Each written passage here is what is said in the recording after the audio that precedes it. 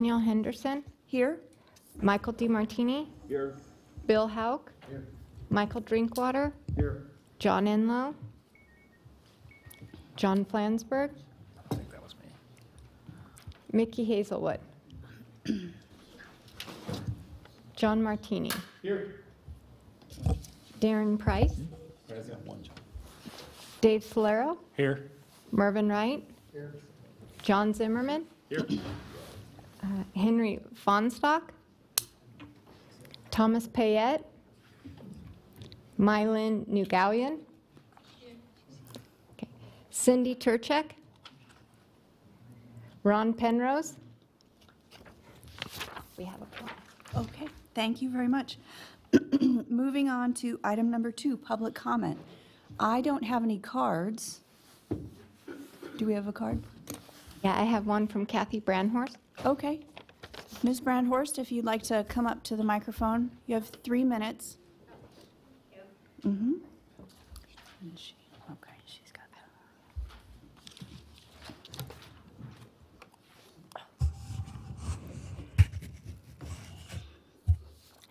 that. My name is Kathy Brandhorst, and I am the United States President.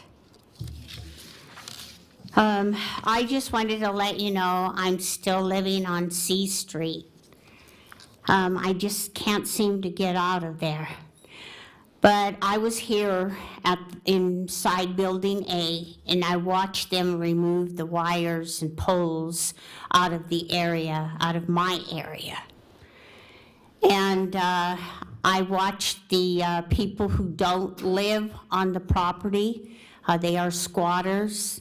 They came out with their machine guns and shot them all down. Oh my God. They were filled with bullet holes, and because they did not want the wires and poles taken down, because they would not be able to live off of my apartment. Oh my. The water is still stolen out of my apartment, all of it, including to take a bath, wash up with. Also, it's taken the water out of my sink, my kitchen sink. And I refuse to pay for this water that they are stealing from me. I'm not going to pay for it at all. I'm not going to pay for the sewer line. My toilet smells really bad because I heard there's 27 people using my sewer line. Oh. Also, I just wanted to tell you, they also steal the hot water out of my water tank. And it goes all the way down to nothing because I could hear my water tank say, "I'm going to explode. There's nothing left in your water tank." Oh, I'm not going to pay for that either. I don't use that much hot water in my home. I'm not going to pay for the sewer line either because that's not my responsibility. I use it when I am home, and I'm not home Monday through Friday. And I just wanted to tell you, you know, the more that these people steal my gas and electric, I don't have any electric in my bathroom because they stole all of that out of my bathroom. My lights are dim because they have to steal the electric from my home. And it's not fair, you know, that I have to suffer because they have to use their laser beams connected to my electric. And you know what? I heard it's over $1 million for the electric. I'm not going to pay it. I don't have laser beams. Okay, and if there's no other public comment, we can move on to item 3. No other cards right now? Okay, no one wishing to speak. Item number 3 is approval of the agenda. That's it. And do you need people to state their names to help you out? Would you mind doing that just to make sure we get the minutes correct? So who made the motion? I made the motion. Okay. And the second was from Martini? Oh, no. I think I made it. Oh, you did? Okay, Commissioner Houck was the second. All those in favor say aye. Aye. Opposed? Okay, the motion carries unanimously.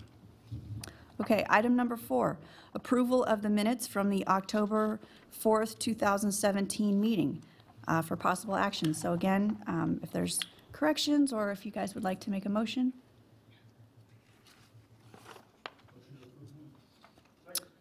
Okay, motion by Commissioner Houck and a second by Commissioner Zimmerman. All those in favor, say aye. Aye. Opposed? Okay, the motion carries unanimously. All right, moving on to item number 5.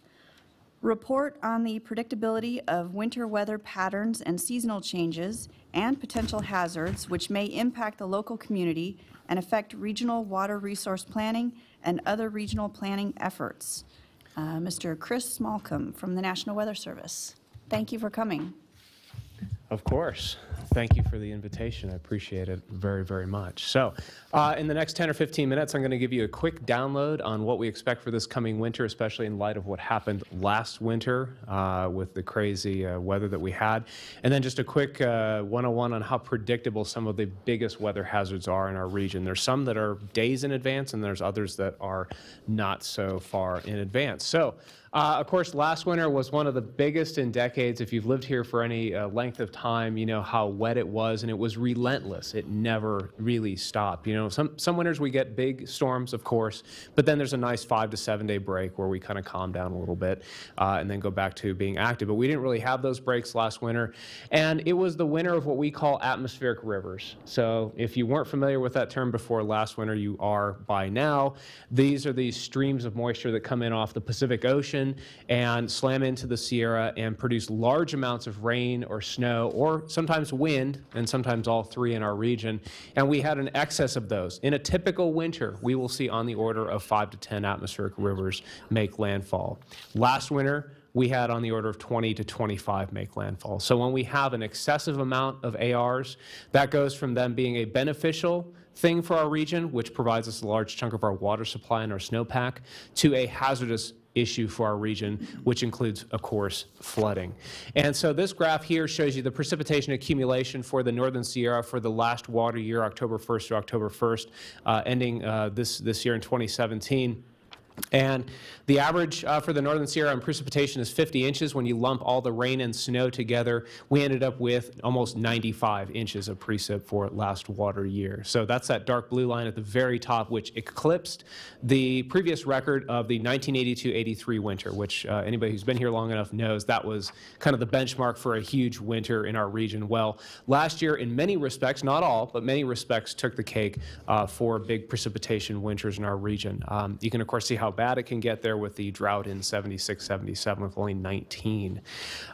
Here more locally in Reno, this is a really interesting graph. Typically at the airport we average 7.5 inches of precip each water year. We ended up with 16 inches last year, which more than double. And that's a testament to the strength and the amount of moisture in these atmospheric rivers, unusual in both respects.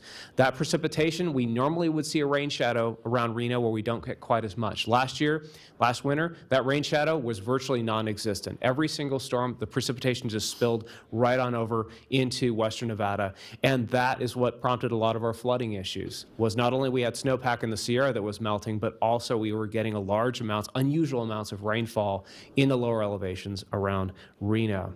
And so, oops, looks like that graph's going to disappear. But if it stayed up, on your handout, what that is showing, I'll just go back to the Reno graph here, is that if you look at our snowpack in the Sierra, above 8,000 feet, generally we saw near record levels of snowpack, at least through the last 40 years. Now below 8,000 feet, it was a lot more mixed. And that was because a lot of the storms that we saw last winter were fairly warm, which went to the flooding theme. A lot more rain and less snow below 8,000 feet. So this last winter, you know, kind of from a societal standpoint, was the winter. You could just do some searches on Twitter, which has mixed results at times. But it was the winter of the guy plucking the trees out of the Truckee River during the floods, becoming an internet sensation and live streaming that, to the winter of avalanche selfies, where people getting stranded in avalanches in their car on Highway 89. What's the first thing you do when you get caught caught in an avalanche. You tweet out a selfie, of course.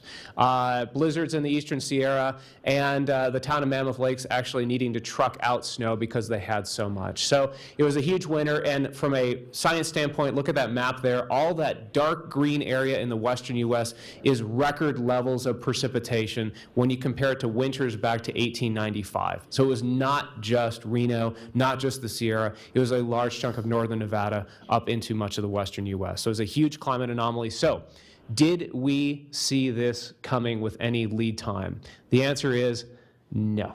We did not. So this is a seasonal forecast from the NOAA Climate Prediction Center, and that white area EC in northern Nevada and northern California basically means equal chances it could be wet or it could be dry. And this is only a half a month lead time forecast for last winter. This was issued in November last year for December, January, and February. So virtually not much help there in one of the biggest climate anomalies that the West has seen in a long time. So this is Exhibit A in my mind for we do not have skill to predict months in advance. The state of the science, the state of the technology is such that we are not there yet.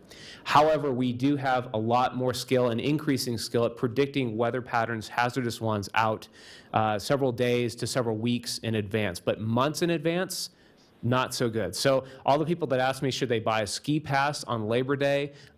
Good luck with that. I don't have any good answers for you on that. So El Nino, everybody always spazzes out about El Nino. You know, they freak out when they hear Godzilla El Nino like they did a couple years ago, that we're all going to flood. Well, at least around here at our latitude, El Nino and La Nina generally don't matter. Here's the scatter plot comparing winter precipitation with El Nino winters and La Nina winters. You can see the color coding there, or somewhere in between. And last winter, look at that 2017, how that just really stands out.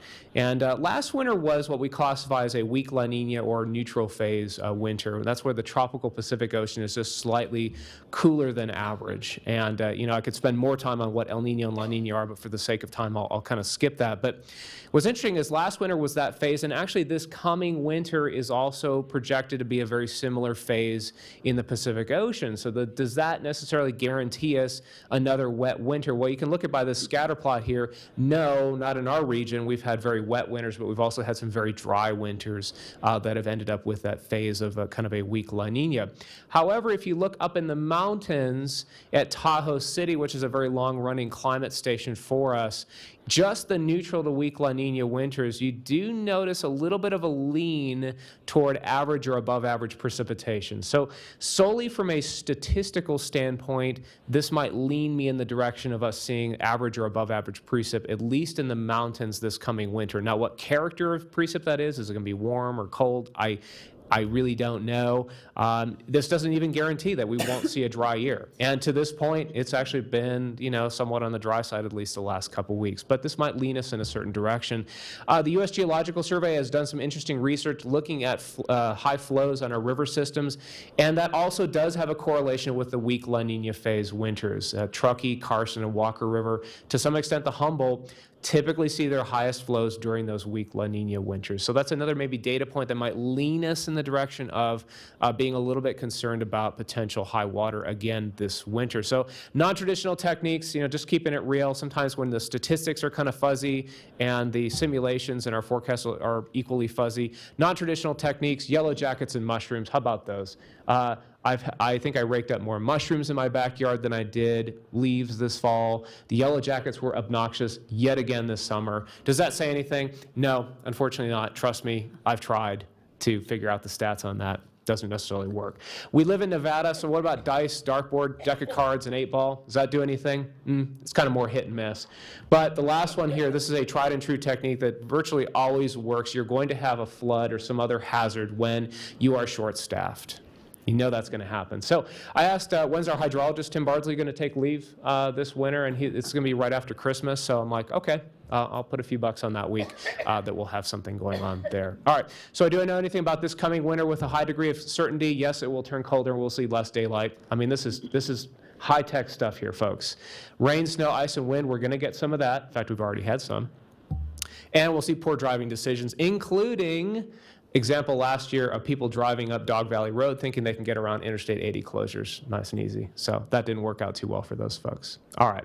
So how's this winter going so far? It is definitely different than what we had last year. Last year, we had already had 3 to 4 significant atmospheric river storms, including 2 in October and 2 in mid-December. This year, we've really only had the one. And you can see that on these graphs here, that really just that mid-November atmospheric river that gave us the heavy rainfall is tilted us above average, but only so slightly. We're definitely behind kind of where we were last year. We've had quite a few fairly quiet, dry, very warm periods. This fall has actually been fairly mild. And as such, this is the snowpack. The greens are above average. The reds are below average. There's a lot of red up in terms of the snow-tell stations around the region, with the exception of the higher elevations around Big Meadow, Mount Rose, Lake Tahoe, and down towards Sonora Pass. A lot of places, especially below 8,000 feet, are running behind. Now, we're not yet in the big snowpack accumulation season. That's really December, January, and February.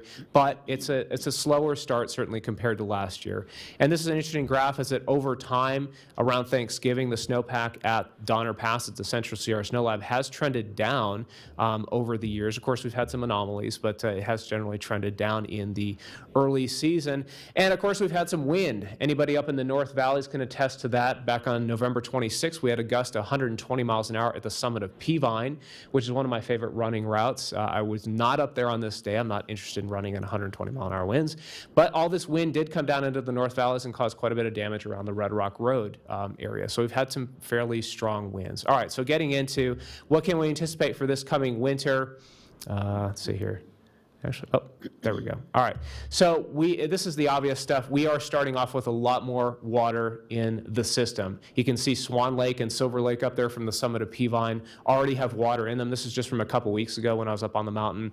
And so there's more water in the system. Lake Tahoe is a lot higher. The ground moisture, soil moisture is more, especially after the storm that we had in mid-November. So with this in mind, it doesn't take a rocket scientist or even a meteorologist to figure out that it's not going to take as strong of a storm this coming winter for us to see flooding issues. It's not going to take a January 8th or February 9th monster atmospheric river like we saw last winter to create the big flooding issues. It may be a more moderate storm that creates those issues. So I think with each atmospheric river that we get in the region, we're going to be a little bit more, pardon the expression, freaked out about potential flooding and runoff issues in the area. So there's Lake Tahoe's rise there. You can see it went up over 6 feet this last year, which is a record in the last 100 years. And of course, the rivers also deposited large amounts of sediment and debris, which also restricts space. This picture on the lower left is from the Carson River down in Douglas County, a huge sand and rock bar that was not there a year ago. And that all came from the floods and the snowmelt flooding that we had this last year. The other issue with regards to flooding is all the burnt land that we have in Nevada. All the wildfires that we saw this last summer, a record hot summer, at least in the western and northern parts of Nevada. So we have a lot of wildfires that can trigger floods and flash floods very, very quickly. So that's a concern as well for the community. So finishing up here on predictability, the one area that we do start having some skill at is out to about 2 to 3 weeks into the future. Our simulations, our statistical analyses do have some skill at predicting the big pattern changes out that far. And this example here is actually the forecast from December 23rd last year for January 7th through the 20th. So that was the first major flood that hit our region. So we did have some skill. That green area is showing above average precipitation across much of the western U.S., which you saw in the diagrams earlier did pan out quite readily. So atmospheric rivers 5 to 10 days out. Not talking about this one. This is the atmospheric river that apparently you can still get at Harrah's and Harvey's up in South Lake Tahoe. They did nickname a cocktail after the atmospheric rivers last year since they were so pronounced. I haven't had one yet. It does look quite tasty. But I am looking at this atmospheric river here. This is the February 9th event. And generally about 5 to 10 days out is when we as meteorologists can start talking about these and giving our emergency management partners and hydrology partners a heads up saying, hey, we're looking at the system. It's kind of fuzzy where it's going to make landfall and how intense it's going to be, but keep an eye on it. And we're actually at that phase right now. We work quite a bit with the water masters for both the Truckee and the Carson and the Walker River areas. And they're at a point right now where the water, the reservoir storage is so high that they need as much lead time as possible, even out to that 10 days of a potential AR event so that they could start drawing some of that water down. So we're working with them quite closely on these kind of scenarios. So 2 to 4 days out is where we can start telling you what kind of atmospheric river is it going to be? Is it going to be a flood AR? Is it going to be a blizzard? Is it cold, a cold system where Virginia City picks up 3 feet of snow in a storm like we had last winter? Or is it going to be rain shadowed and we're going to end up with more wind and not as much precipitation and not as much of a flooding threat? So that's where about 2 to 4 days out is where we start talking about that. So kind of getting toward the end here, the one issue with flooding in our region, I'll kind of skip over this since for flooding it's not such a key thing. We'll talk about this, the Truckee River here, is that on a good day as a meteorologist, on the rain snow line elevation prediction, we're plus or minus 500 feet. That's kind of our typical margin of error. On a bad day as a meteorologist, which I've had a few, we're plus or minus 1,000 feet or more. And so that has huge ramifications for snowfall prediction, but also flood prediction. How much of that liquid water is going to go right into the river system and potentially cause flooding? So we're looking at the Truckee River Basin. At a snow level of about 6,900 feet, about 50% of the basin is contributing toward direct runoff into the system. Now, what happens if the snow level comes in a little bit lower, 500 feet lower? This is well within our margin of error. We're down to 25%. So it's a big difference in the amount of water that is going into the system with just a 500-foot error on the cold side. What happens, worst case though, what happens if we bust on the high end and we're looking at 7,500-foot snow line? Now we're talking 80% of the basin is contributing direct runoff right into the system. So that's all within our typical forecast error. And so whenever you look at our weather forecast or hydrologic forecast, we try and communicate this uncertainty and provide scenarios to our partners, to the water masters, say, well, if it does end up at that 7,500-foot level, here is what you're likely to see in terms of the hydrograph, in terms of how high the Truckee River will get. So with that, I'm going to conclude here. The whole goal here is to basically tell you, meteorologically, we really don't know what's going to happen this winter. Hydrologically, we're a little bit more concerned about flooding than going into an average winter just based on the soil state and how much water is already in the system. And the last thing is that rain snow line elevation. That's probably the trickiest thing we predict with regards to hydrology.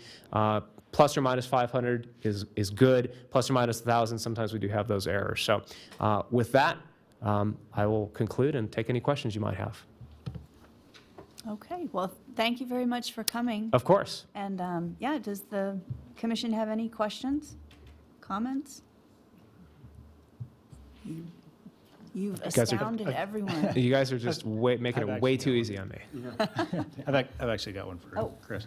Actually, it's really more of a comment, Chris. I appreciate all the advanced warning that you guys are able to give to us as regional partners. It really helps us out. So just really want to thank you for that. No, I appreciate that. And sometimes it's a balancing act. I don't want to panic people too much, but sometimes there's those things out at 10 days out that, wow, if this pans out, this could be big. So start talking about it. So thank you.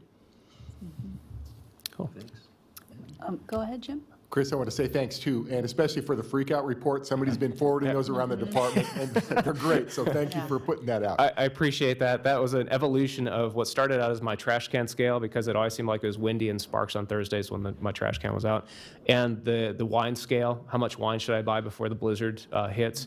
The wine scale was shot down by the agency leadership. They didn't necessarily like that. So the freakout scale was born. It Thank passed you. muster. Okay. Yep. I wanted to ask you, in what metrics did last winter not measure up as the winter of record? I think it goes back to the snowpack. It goes really below 8,000 feet. That's where it was the precipitation. Like if you look at Tahoe City data, it was a big winter. It rivaled 82, 83 precip-wise if you lump the rain and snow together. But the snowfall was kind of middle of the road, sort of lukewarm there on that. So I think that's where this winter was definitely different than previous winters. Like 82, 83, it was colder. And we saw more of the precip as snow. So I think that's where I would say this last winter was not a record setter. And that has implications. Well, I'll just share one, is that communities like South Lake Tahoe, 10, 20 years ago, it was almost always snow that they had to deal with. Very rarely would they get rain in the middle of winter. Now, we talked to their public works folks, and they're having to deal with, okay, Storm A brings a ton of snow, but then Storm B is at 9,000-foot snow line. Now they're dealing with a ton of rain, and that snow is channeling water into areas that it's not supposed to go, into people's garages and things like that. So that's a factor because they're getting more rain and less snow that they're having to contend with, as an example. Yeah, that's a good example. So, Thanks. of course, yeah. All right. Okay. Thanks again, Chris. Appreciate it, yeah. Appreciate it. Okay. So that was a non-action item, so I will move on to item number 6, which is report on the Advanced Water Treatment Technologies Demonstration Project being conducted by the University of Nevada, Reno, and related effluent management activities. And I'll turn that over to Jim for some introductions. Okay, thank you, Madam Chair. I'll bring Rick Warner up first, but I just want to, do a quick introduction. You guys are well aware of the 4-year project that the Western Regional Water Commission is funding with UNR on advanced water treatment technology. There are a lot of other parts as far as doing advanced water treatment of treated wastewater effluent, and then into the realm of potable reuse in several forms. There are some demonstration projects going on, some pilot level projects, and this presentation should bring you up to speed as far as what UNR is doing on advanced water treatment, and also kind of where it fits in the lay of the land with the other activities that are going on. So without going on any further, I would like to bring up Rick Warner, and he will introduce the rest of the talk. Okay, great. Thanks for being here, Rick. Thank you, Jim, for that introduction. Thank you, Chair, Commissioners, for having us today. And I'm Rick Warner. I work Senior Engineer at Washoe County. Today I'm representing, though, a regional team, and you can see the icons up there. University of Nevada, Dr. Krishna Pagila will join us in just a moment to give his briefing. There's really City of Sparks, Reno, Truckee Meadows Water Authority, Washoe County. We're doing one big feasibility study on advanced treatment of reclaimed water to meet a new state regulation that it permits groundwater replenishment, basically taking already our highly treated wastewater reclamation and turning it into drinking water that we can put into other beneficial uses. As Jim said, we're on a 4 to 5 year feasibility study. We're in year 2. We're going slow and methodical, but Krishna's background statement today and information is really the cornerstone of a lot of our activities. Is really, if you read that subtitle, is researching advanced purification water treatment technologies. These are the treatment technologies that we'll need in place to get us to this level of water quality that is drinking water quality. So with that, I want to make sure we have an agenda for today. I want to give a very brief background on the feasibility study and other reclaimed water uses in our region. Krishna will join us. He's going to talk about UNR's role, and I'm going to come back and kind of summarize where we are and some of our next steps and some of the collaborations that we're ongoing right now. To give everyone sort of a ground level, this region already uses reclaimed water for many decades. We use it highly good quality product that's allowed to be used for irrigation on ball fields and parks. Children can come in direct contact with our reclaimed water. City of Reno, Sparks, and Washoe County operate reclaimed systems in various parts of this region. It actually adds up to be a pretty significant resource that we utilize. 8,000 acre feet combined, about 10% of our regional water supply is from reclaimed water for irrigation, and it's highly regulated by the state of Nevada. These reclamation facilities in our region reach a level A or B, and it doesn't mean a lot to you right now, but that's usually the highest level quality for irrigation water. The feasibility study objectives are determined if Nevada's newly adopted A+ water quality, which is essentially drinking water quality. A+ is drinking water quality. This created a pathway for indirect potable reuse, which is, for us, is going to be groundwater replenishment. Does that offer significant water management opportunities for us in this region? So again, we have all these regional partners working on one combined feasibility study. And UNR is really the key to this too. We've seen this map before. These are projects that are ongoing around the U.S., communities that are researching or have implemented sort of groundwater recharge with highly treated reclaimed water. And those big water dots are where our regional team members have either visited or spent a significant amount of time at other utilities learning their best practices. What we've learned from, we have expert panelists to come in and help us guide our work. We've created a clear purpose, public engagement. These are all key successes for these type of projects. The overarching thing is building legitimacy with the public, policymakers, regulatory folks, that we have a very good in-depth plan that goes into many, many elements for success.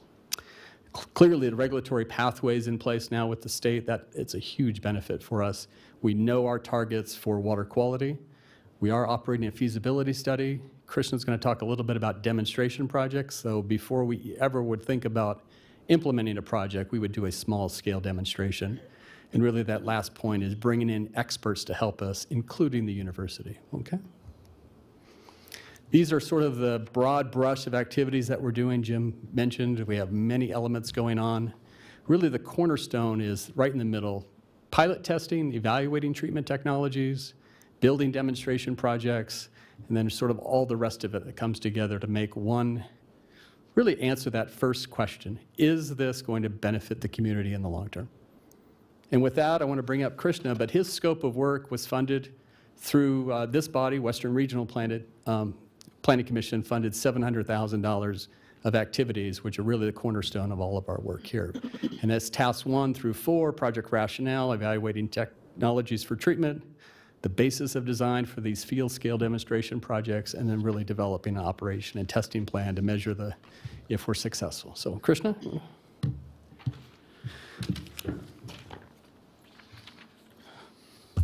Thank you, Rick. Thank you, Chairman Henderson and the commissioners.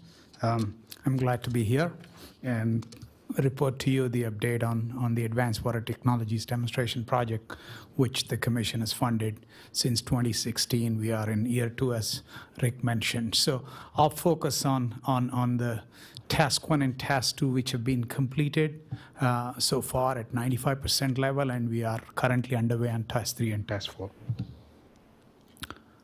So in task 1, the idea was that we need to develop a rationale and justify both to ourselves and to the public that there are multiple benefits to doing indirect potable reuse. So this was done by one of my PhD students, Laura Hawk, who she looked at a triple bottom line analysis, which takes into consideration the economic, the environmental, and the social benefits of doing any activity. In this case, we looked at 2 scenarios. In the North Valley's planning document, the scenario of discharging the surface discharge of the effluent to Long Valley Creek is already there, and that we considered, for lack of better term, as the status quo scenario. And the new scenario is based upon the Nevada regulations of Class A+. Could we take the water, do advanced treatment, and do groundwater recharge at Bedell Flat? So that would be the indirect potable or potable reuse scenario, so which you will see in the next figure. So as I mentioned, this analysis really takes into consideration a rigorous quantitative study for health impacts from a social criteria point of view, environmental benefits or impacts, and as well as the economic aspects of the project. So the summary of the task findings are in this figure. Let me explain to you. You cannot see a little grid line in the background, which is very light. Hopefully it came out in the printout. There are 8 criteria in here spanning economic, environmental, and social aspects of the project. And the dotted shape is for the status quo scenario, which is discharge of the effluent to Long Valley Creek. And the potable reuse scenario is in the solid shape. The larger the shape, the more benefits there are. So what I can tell you from this figure is that using the potable reuse scenario, we will have significant environmental and social benefits, marginally higher capital costs. So if I can show you that same findings in text here, those are the 3 bullet points, that the potable reuse option gives us significant environmental benefits as well as social benefits, and the potable reuse has a higher capital cost than surface water discharge to Long Valley Creek. And going on to the task 2, which was verifying the spectrum of technologies that are available for potable reuse option, both by injection into the groundwater as well as infiltration by the surface spreading basins. So we looked at all the technologies that are available there. Rick showed you the map of the United States, all those cases, as well as other developing literature to come up with 2 treatment trains. The one train which looks at achieving Class A plus quality water by the time we extract from groundwater by spreading basins. In this, you can see the secondary treatment is the existing treatment facilities, followed by advanced treatment, which allows us to produce effluent water or treated water that can be put into the ground through the aquifer, which gives us further soil aquifer treatment. And then when it's in the ground for a period of time, it will meet the Class A plus regulations. And then with respect to putting the water directly into the groundwater, in addition to the secondary treatment, we need a little more advanced treatment technologies, because now the water is drinking water or meets Class A plus regulation at the point of injection into the ground. And this is the core of this technology is that middle part, which is biological activated carbon, which was pilot tested 10 years ago at Reno State Plant, and we are verifying that, in fact, right now at Stum Wharf through another project, which I'll talk about in a second.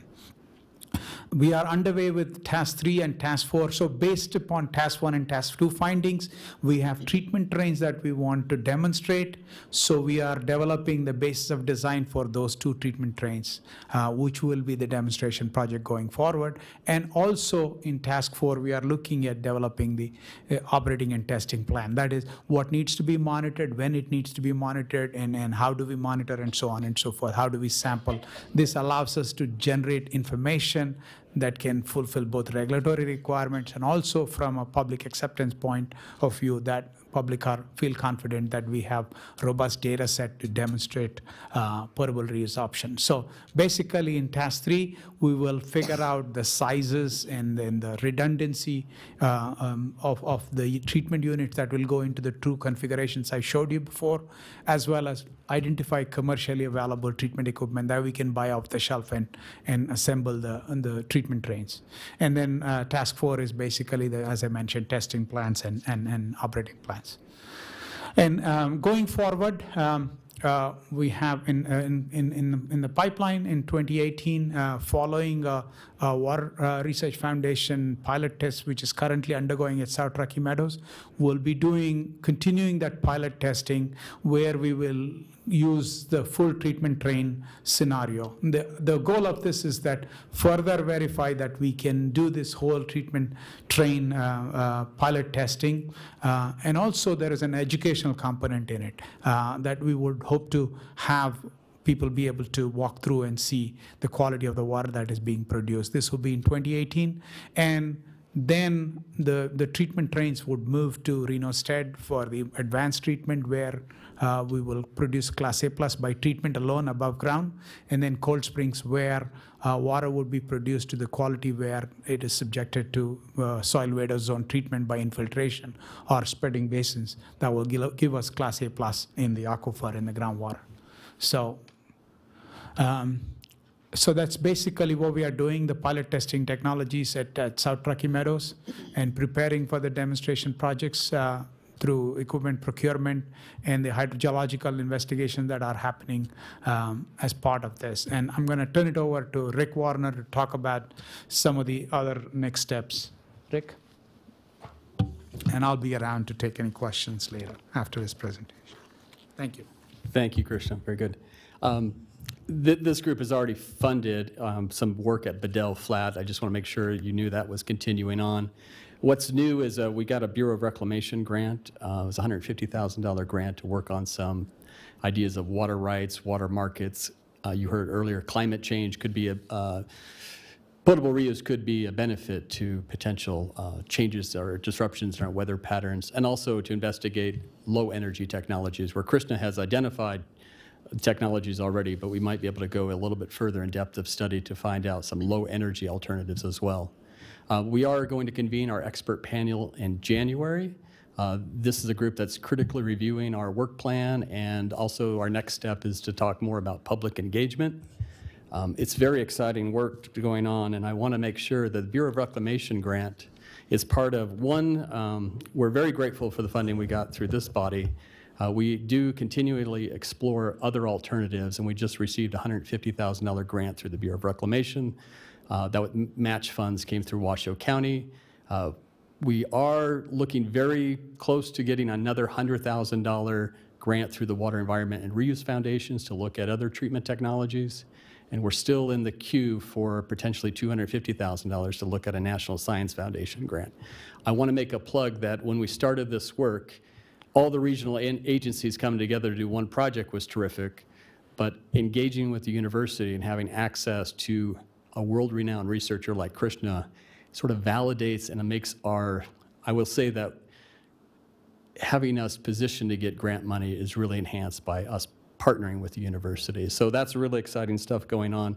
Again, it's great to have money, but also these agencies see dozens of projects like this, and for them to have trust and confidence, it sort of validates our project and approach as well. I will mention to you, too, that a lot of this work is been able to sort of, we all come together as agencies, and we're going to be focused. Krishna's new endeavor is the Water Innovation Campus at UNR, so a lot of the work that we're representing here will be going through that entity within the University of Nevada. So that concludes our planned presentation. We have some time for questions or whatever you want, Chair. Okay. Well, thank you both very much for coming. And do we have any questions or comments? Okay, go ahead, Commissioner Wright, and then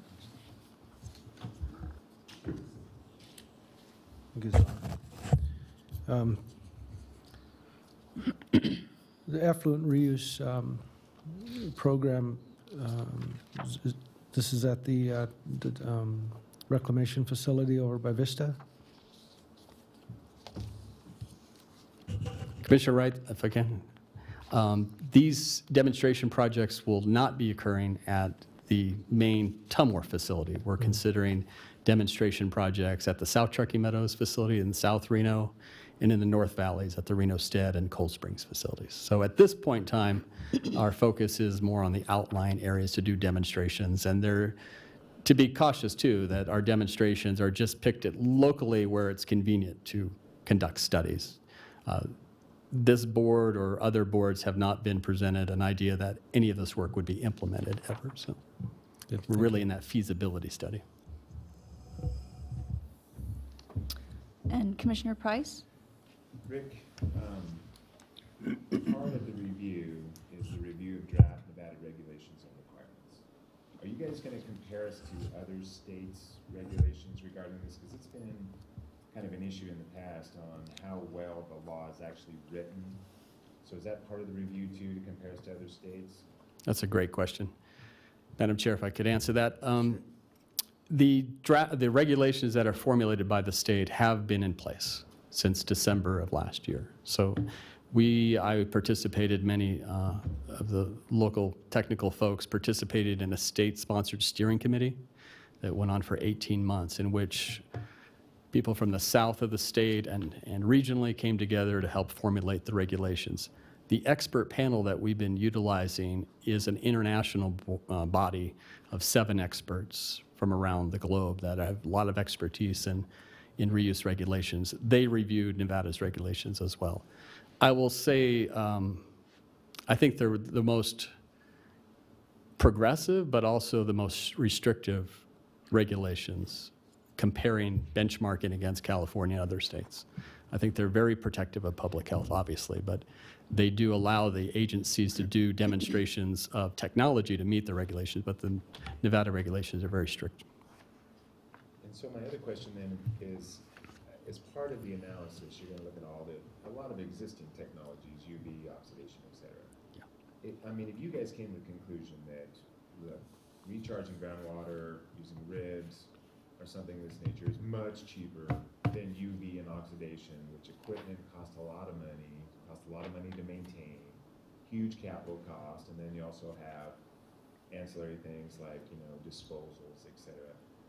I mean, is that going to be like your recommendation beyond the research? I mean, I understand the importance of the research, don't get me wrong, but it seems like a lot of the goals in here too is to make a recommendation to the community as a whole. So, I mean, it's almost like it's two-part in that aspect. Commissioner Price, you make a very good point, actually. It's a function of more than just the treatment. If we were to look at spreading basins as an alternative, and we can meet site-specific condition hydrogeological investigations must be done to verify whether we can put the water into the ground at a rate that it will recharge the groundwater and we can store it there and bring it back. So that is a big bottleneck. Otherwise, we could probably go with spreading basin options and be cheaper than the advanced technology is part of it, the A+ above ground achievement of A+ water. So that will be probably the biggest decision making. So that's why the hydrogeological investigations will show us that where should we be investing in producing A+ water above ground, where should we be producing water that can be achieved A+ through soil Vadose zone. So it's a function of both above ground as well as below ground what happens. So how many basins are you going to look at then?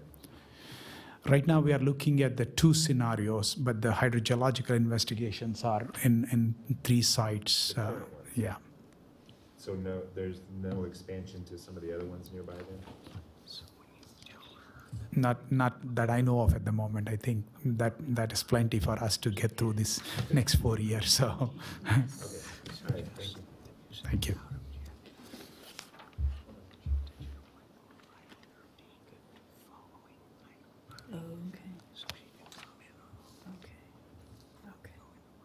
Right, okay. All right, sorry about that. Thank you very much, both of you, for coming, and that was really informative, and we look forward to a future report on tasks 3 and 4, your results. So, all right. So, item 6 is actually a non-action item, and I do have a public comment card from Ms. Kathy Brandhorst, but I would like to remind the audience that public comments are heard by the commission only on action items. And so since, again, number 6 is a non-action item, I would like to respectfully request that you make your public comments under item number 13 when we get to that in the agenda. So thank you so much. So with that, I will take us to item number 7, which is the program manager's report. Thank you, Madam Chair. What you see in your program manager's report is what you usually see, updated for this meeting. What is what you get that? Yep, every meeting. So the first page is a table showing the projects that we have funding for that are actually in place. There are a small number of projects that are in the works as far as getting the agreement signed and then purchase orders issued and on the books. And so as those things come online after the issuance of the PO, this list will get longer. But you're no doubt familiar with the ones that are on there right now. And I would be happy to answer any questions about those that are on the list or those that are not on the list. So sky's the limit. The second page is our typical format of the status report for our finances through month 5 of the fiscal year. So we're almost halfway through the fiscal year. You can see that our revenue is tracking well. We're actually probably 60% complete as far as collecting the 1.5% surcharge, which is good news because we're quickly rolling into the winter months where there's not very much irrigation going to be taking place. So I would say that we are on par or maybe ahead of the game as far as revenue, and then our expenditures are considerably less than what our total budget plan is. You understand that we usually budget to expend all of the cash reserves that we have in just to show that we've got a place for everything. So typically we do not spend all the way up to our budget plan, but you can see that we're just over $500,000 spent this year. So projecting forward, we'll probably end the year with slightly over $1 million in expenditures. That's all I have for the finance report. So I would turn it back to you, Madam Chair, for questions or comments. Sure. Do we have any questions or comments from the commission? No? Okay. Well, seeing none, we'll move on to item number 8. Discussion regarding possible agenda items for the January 3rd, 2018 Northern Nevada Water Planning Commission meeting and other future meetings and possible direction to staff. And so again, I'll turn it over to you, Mr. Smitherman. We are not seeing any pressing agenda items. queuing up for a January 3rd meeting. And so I would recommend that if by the time we get to the end of our meeting today, if there are no pressing items, that one you might consider canceling the meeting and reconvening in February. It is precariously close to January 1st. I'm planning on feeling okay by the 3rd. And your option, if you want to convene that meeting for anything special. So that would bring us to February 7th would be my recommendation for our next meeting. Okay. Probably be looking at a report on priorities and budget because Chris and I will be well on the way to preparing the fiscal year 17-18 budget by that time. And then also, it should be about time to get a report from Truckee Meadows Regional Planning Agency on the Stormwater GIS Mapping Phase 1 project. So those two pretty much for sure, and then probably by the time the meeting ends, we might have another agenda item to put forward. So I think we would have an agenda for February. For February, okay. Well, how should we handle this? Should we reopen it at the end in case or should we talk about canceling the January 3rd I would do it meeting right now? now. Okay. Yeah. Okay. Oh, all right. So we have a motion from Commissioner Houck. Do we have a second? I'll say it. And that's a second from Commissioner Martini. All those in favor, say aye. Aye. Opposed? Okay, the motion carries unanimously. So we'll plan on canceling the January 3rd, 2018 meeting and plan on having our next meeting on February 7th, as you discussed. Okay, perfect. So, Going to recess. right, so, I would suggest that we move the public comment. If there are no objections from the commission, I'll move Right. public comments to now, and then we'll recess them. I think that sounds fine. So I've just discussed with legal counsel, our next item is to go into recess. And for the convenience of the public, I was hoping that with no objections from the commission, we could move item number 13 up in the agenda to right now before we go into recess. And we could take additional public comments now and then recess for our workshop session. Is there any objection to that? No? Okay. Do we need to actually take a vote on it? No. Okay. No objection, you're good. Okay. And then I would call it and say she can comment on 16. Yes, okay. All right, so seeing no objection to that, I would like to open up item number 13, which is public comment. I do have a card from Kathy Brandhorst, so if you'd like to come up and make your comments, and anyone else as well, please submit a card to the clerk. Thank you.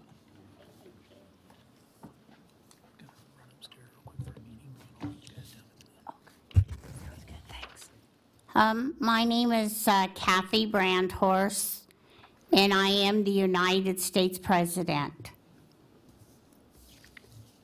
Washoe County Community Services. You have Slide Mountain Conference Room. I just wanted to let you know it's the Washoe County Community Services. Children have been abused. Oh my God. With the Washoe County Community Services. They have been testing the children. They also have been taking care of the children, and sometimes they even miss their appointments because they cannot be there. They might be dead.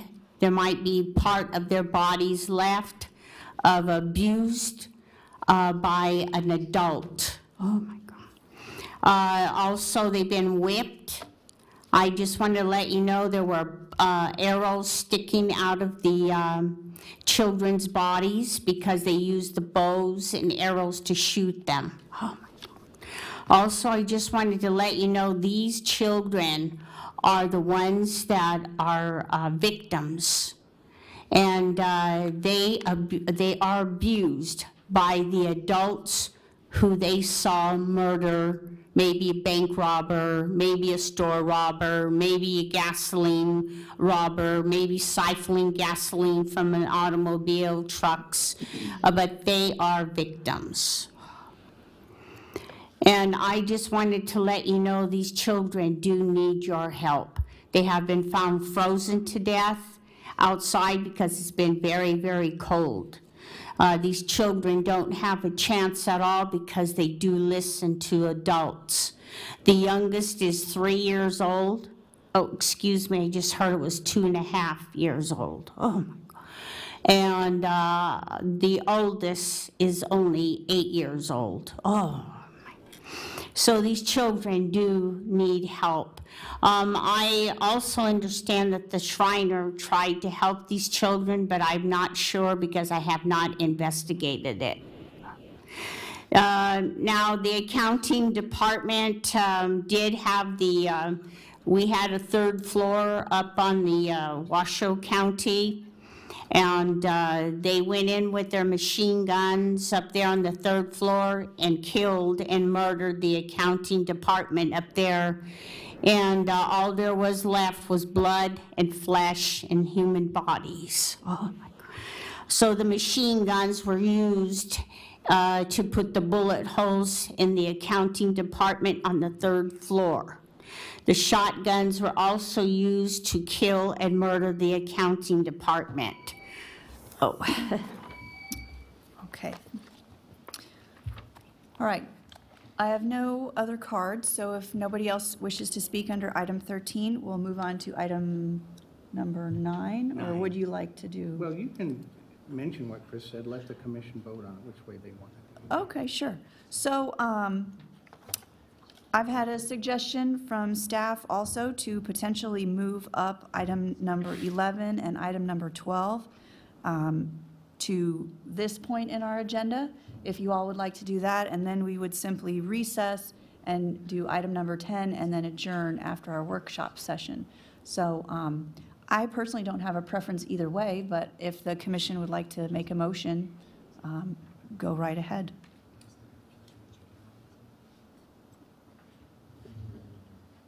And we can also just leave it as is and take commission comments and staff comments after our workshop session as well. So, anybody? Should we wait? Yeah, okay.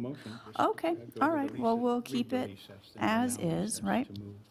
So, item number 9, recess to move the meeting to the Washoe County Community Services Slide Mountain Conference Room, Building A, 2nd floor, 1001 East 9th Street, Reno, Nevada, obviously in the same building that we're in now, for a workshop session.